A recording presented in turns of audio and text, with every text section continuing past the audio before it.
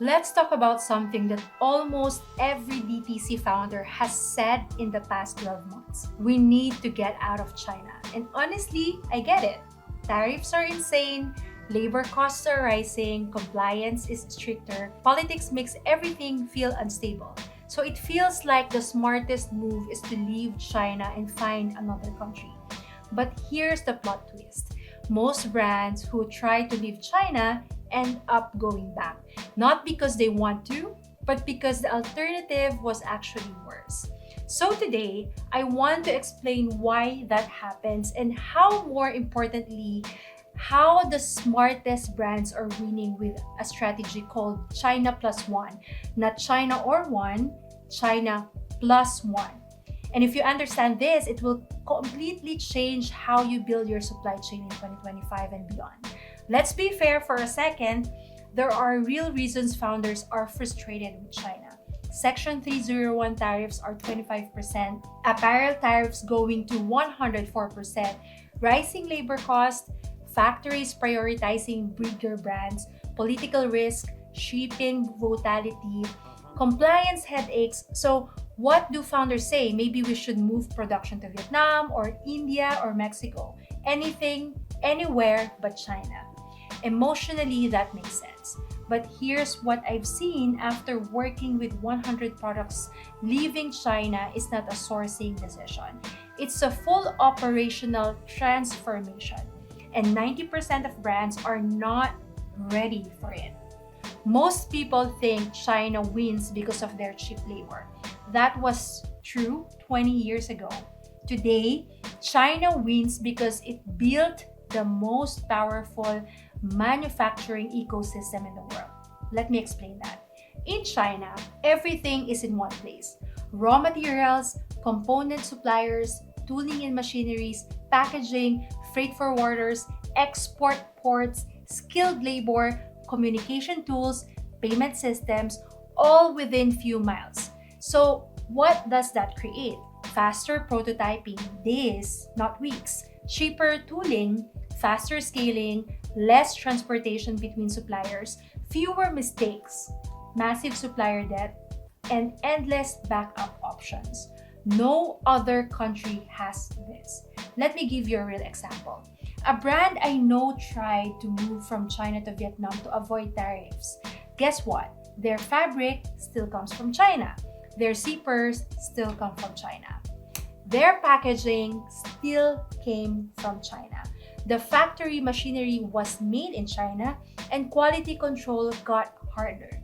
They thought they were escaping China, but in reality, they just moved the assembly, and after 6 months of delays, higher cost, and quality issues, they went back to China not because they loved it, but because it was still the only place that could deliver speed, scale, and consistency. Now, let's be fair again. And I'm not saying China is easy. China today is harder than China 5 years ago.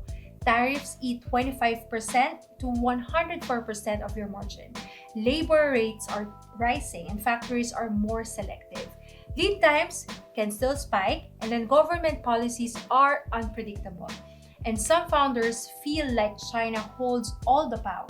So, you know what I say? You're not crazy. China is getting harder, but abandoning China completely without a system leads to even bigger pain.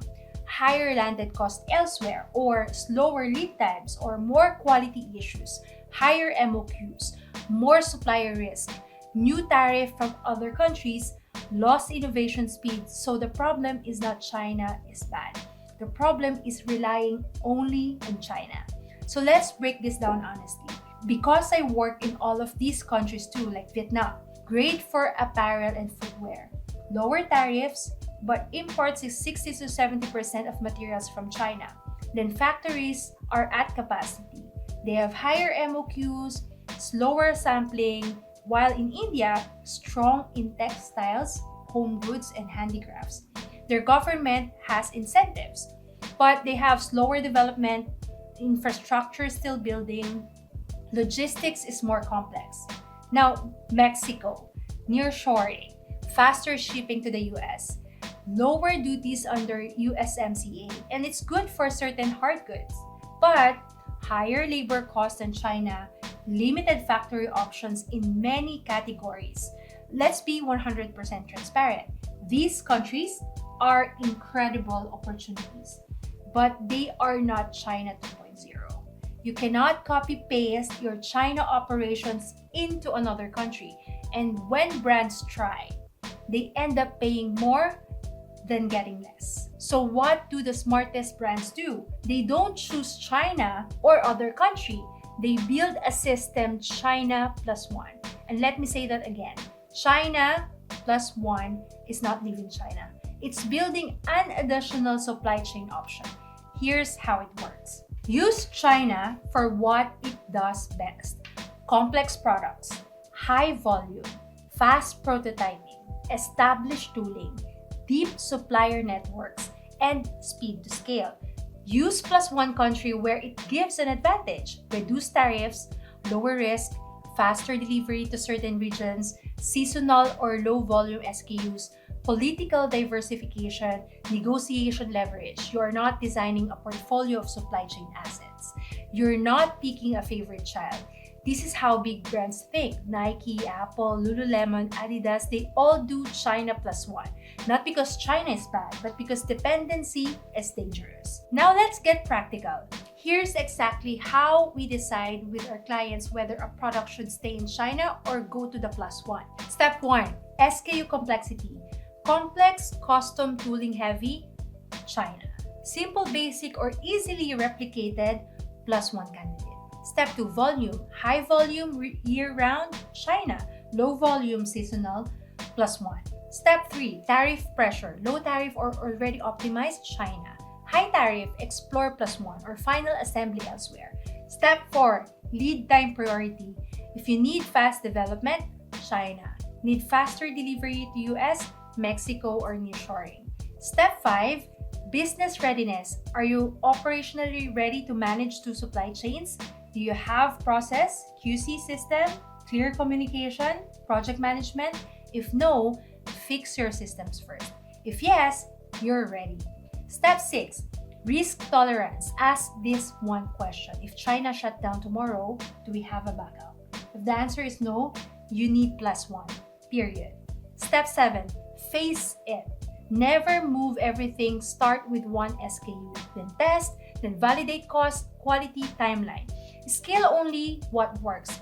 And this is how you build a supply chain that is profitable, fast, flexible, and resilient. So here's the bottom line. China is not the enemy. Tariffs are not the only problem.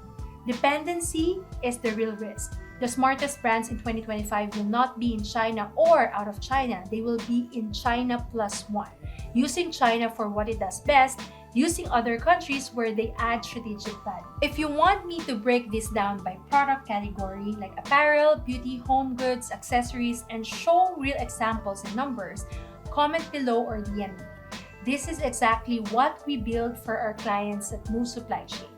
We don't just source products, we build supply chain systems that protect your margins, speed, and future. And after that, watch our podcast, The One with China Sourcing Strategies for E-commerce, to help you build your next strategy.